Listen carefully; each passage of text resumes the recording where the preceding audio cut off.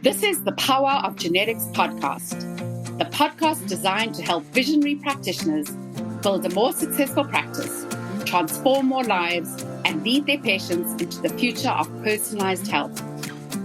In each episode, I'll interview successful practitioners and leading thought leaders who will share their insights and expertise to help you prepare your practice for what lies ahead. I'm your host, Dr. Yael Jaffe, and now, let's get into today's episode. Welcome, Dr. Murray. It is wonderful to have you join the Power of Genetics podcast. So thank you for taking your time today to share a little bit of time with our guests. It's my pleasure. So what I found when I do podcasts is that I find that I'm probably always better at introducing myself and what I do and who I am, better than the person who's reading out a bio from a piece of paper. So maybe we can just start with a few sentences around who you are and what you do. Well, I'm Dr. Michael Murray. I'm a naturopathic physician. I'm a graduate and serve on the Board of Regents of Bastyr University. And I've been a thought leader in the natural medicine community, for almost 40 years, and been instrumental in really educating people on the power of nature. I've written over 30 books, including the definitive textbook in naturopathic medicine, a textbook of natural medicine, which I co-authored with Dr. Joseph Pizzorno. I've also played a role in bringing to market many safe and effective natural products, and played a role in making natural medicine really quite popular here in the United States, primarily through introducing many of these products to North America. Virtually all the standardized herbal extracts that have become so popular, Ginkgo and St. John's wort and saw palmetto extract, specialty herbal compounds like curcumin and quercetin and DGL, and nutritional compounds like PharmaGABA and glucosamine sulfate. And I'm very passionate about natural medicine. I really believe that it's going to be quite interesting when physicians in the future look back at these times, because just with the work that you're doing and the understanding that we're gaining on how food and these natural compounds work in a very profound way in our body to promote health and healing, there's no doubt in my mind that those prophetic words about the doctor of the future using no medicine, but will instead use food and the care of the human frame to heal, that's where we're headed. And it's just really exciting times. Yeah, I mean, I was actually going to come to that, but maybe we can start with that rather, because it's such a powerful conversation. And so my background started off as a dietitian, so started off in very traditional nutrition, which I pretty much adhered from about 3 weeks into my program, and realized that I was not going to get the answers that I was looking for, and as many of us do. And obviously finished dietetics and went into genetics looking for more answers, spent a long time trying to find them. And the reason I raise it is about 5 years ago, even though I'd been in the field of nutrigenomics for 15 years, it was only 5 years ago where I suddenly discovered that there was a whole world in genetics that actually I hadn't been studying, which wasn't about our DNA sequence and testing gene variants, which obviously I'm a huge fan of, but how do we use food bioactives, food molecules, to be able to change gene expression? And this was like one of the greatest aha moments of my entire career, because up until then, I had been searching. When I started my degrees, I was looking for this concept of studying health. Well, I never found it in dietetics at all. But there was something in me that made me believe that nutrition was powerful. But nothing I studied gave me this answer until I discovered how these bioactives that you're mentioning now, that you've spoken about now, are not just about plugging holes and not about deficiencies. They really have the most extraordinary power to be able to change gene expression. And changing gene expression means healing the body, as opposed to kind of filling the gaps. So maybe you can speak to that a little, because this has really been one of the key pivots of my whole career. All right. So I'm going to preface my talk by telling a story of how I came up to the title of one of my latest books, The Magic of Food. I'm sure most people have heard of the expression or quote from Sir Arthur Clarke, author of 2001: A Space Odyssey, that any sufficiently advanced technology is indistinguishable from magic. And the greatest technology in the universe is nothing that man has created. It's nature. And the more we all learn about nature, the greater respect, appreciation, and awe that we have. And the way in which we commune with nature on a daily basis is through the food that we eat. We can look at really exotic compounds, but simple food components generally are the most amazing in their effect on our genes and our expression of those genes. As far as nutrigenomics and gene therapy with nutrition goes, the best example I think of that in nature, and one that I think most physicians have forgot. We lose. I'm in Southern Oregon where I grew up, and I'm going to take my 16-year-old daughter to see the redwoods today. And I was talking to a buddy of mine yesterday, another physician, and he noted that it's just amazing how the largest tree in the world still comes from a little seed. And it's just amazing that this whole process, we kind of lose the awe and the appreciation of nature. But here's something that most physicians don't know or have forgotten. There's no difference genetically between a worker bee and a queen bee. But if you look at what happens to that larva when they're fed a different diet, when they're fed royal jelly versus worker jelly, it transforms that larva into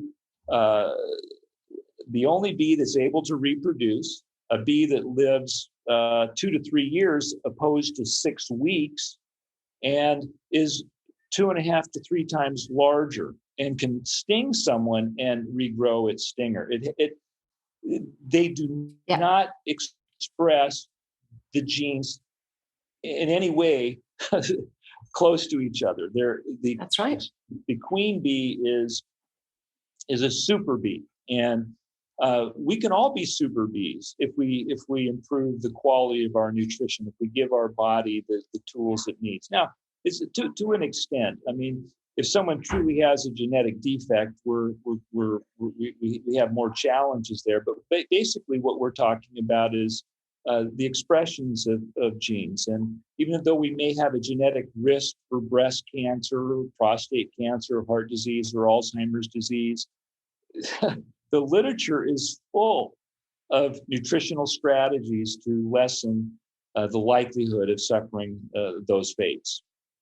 Absolutely. Preaching to the converted. And of course, I love the bee story. It's one of my favorite stories as well, because it truly speaks to what I'm talking about, which is the power of nutrition. Yeah. Which, and the sad thing, of course, is this is not what we're teaching in nutrition school. This isn't, so we still got a long way to go. But I'm going to come back a little bit to the work you're doing, because when I learn about you and we talk about this idea of the voice of natural medicine, and for me, one of the things I'm most drawn to is impact. Looking where individuals who have kind of started this journey, whether it's integrative or natural medicine or functional, have found a way to have a significant impact. And that means kind of getting their voice out into the market, getting their voice out, whether it's to practitioners, consumers. And I think it's like more than 6 million books you've sold, not to mention the TV and the radio and conferences and articles and all the things you refer to. So I think, we all start like that. We all start with a dream and a vision and a lot of passion in this space. But I would love to take a little bit of time just to explain, how do you do that? How do you find a way to have that kind of impact that you've shown over the last 30, 40 years? Well, there's a lot that goes into it, right? I think having a strong sense of mission and purpose and being committed to that purpose. And I truly live the life that I try to teach others to live. And so I'm congruent with that. I've really been blessed by a number of tremendous experiences that really shaped my life. And the older you get, the the more appreciation you have in all of those pieces of the puzzle in a person's life that hopefully all come together. And I was truly blessed and not mindful of the opportunities that came before me. I'm primarily a writer, and the work that I do is really owed to a fourth grade teacher I had who was marvelous. She took kind of an unruly class clown and converted him into someone who really loved to read and loved to learn. Her name is Ruth Strand. At the front of the class, she had a board with all the students' names on it, and she told us that she would give us a gold star if we wrote a book report. Well, I love this teacher, so I couldn't please her enough. And I wrote so many book reports that she literally had to create another poster with my name on it for my accumulation of gold stars. But I wrote a book report once, and I didn't get a gold star. I got a big red F, and with a squiggly line, and it circled a word. I wrote a book report on marine life, a book I read on marine life, and I mentioned that many people considered oysters an aphrodisiac. Well, she circled that word, she underlined it 3 times, and had another squiggly line that said, never, she underlined that 3 times, use a word that you don't know the meaning of. And that was one of the greatest gifts that I've ever received, because I was so embarrassed that I've never written a word that I didn't know the meaning of. And I've written a lot of words, and that was really a major impact. And what she taught me to do was read books and write book reports to get gold stars. And I realized that I had a gift in taking information, putting it into my own words that hopefully were better understood by others than what I read, and getting gold stars in terms of the impact I may have on a person's life or a patient's life. And it's really been very rewarding. Doesn't sound like you're anywhere near the end of this amazing journey. It sounds like you have a great deal more to offer. I mean, what do you think the next couple of decades you would like to see in terms of your impact, your gold stars, what they're going to be? Yeah, well, I don't know. I do know that I've really been blessed. I've had a very, very unique beginning to my recorded life in terms of what I remember. One of my first memories in life was a near-death experience, and was given a choice of going closer to the light or going back, and I chose to come back. And that left me with a tremendous sense of purpose. And I think we all have a purpose. And I just have really embraced the idea that I'm here to help guide people to a form of medicine that will lead to better health for more people. So what does that look like? Let's think. So we've got a whole lot of amazing practitioners listening to us speak, and they're all very often in our space are driven by purpose.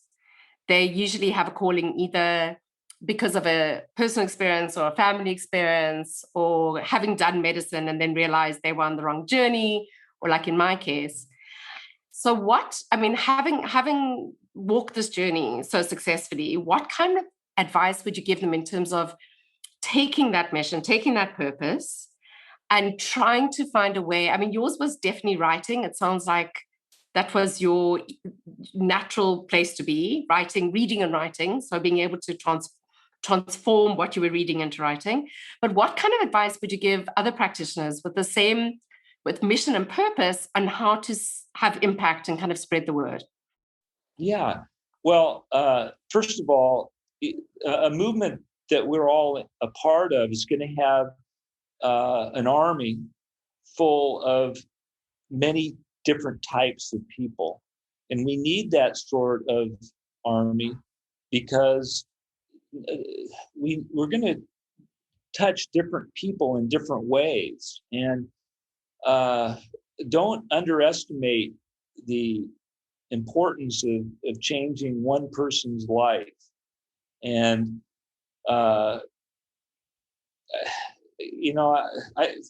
my mind is flooded with all these cliches that I've heard over my life that are really true.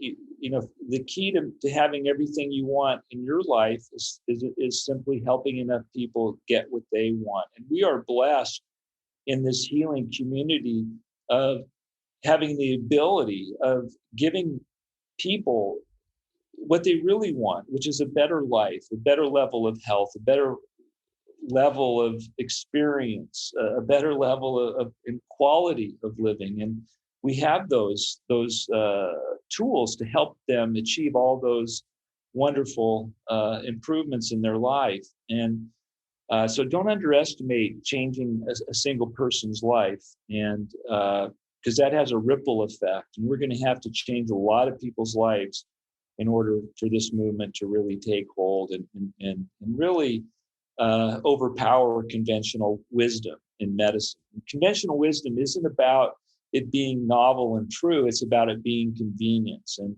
it being convenient. And what we know is that for most people, better health means they're going to have to change, and change is difficult. So I would say, finding ways in which you can help people make those big changes that they need to make in terms of the health choices they make, their personal responsibility for how they choose to live by the choices they make in diet, lifestyle, attitude, emotions, relationships, social, work, all those things that we have some control over. Helping people learn tools to make change is really powerful for any practitioner, and how they choose to do that through writing, through practicing in medicine, and in any other way they can do it.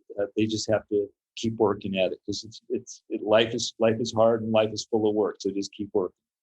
It's all about the change. Be part of the change. Yeah. So I think that says it beautifully. I think you've given us just some beautiful gems to take away with us. I really look forward to a time where both my work in genetics and your work in natural medicine becomes the nutrition that we live and practice. That one day this is what we teach in undergraduate curriculum. And this is like where nutrition is elevated to the kind of true platform that it should be. So a beautiful congruence in both our work. And it's been an absolute delight meeting you. And thank you so much, Dr. Murray, for your time and sharing your thoughts. And enjoy your day with your daughter in the Redwoods. It sounds amazing. Yeah. And thank you so much. Oh, it's my pleasure. Thank you for listening to the Power of Genetics podcast, brought to you by 3x4 Genetics. For more episodes, please visit 3x4genetics.com/podcast. And if you are a licensed health practitioner who would like to apply to join our network of over 1,000 like-minded visionary practitioners, please visit 3x4genetics.com/apply.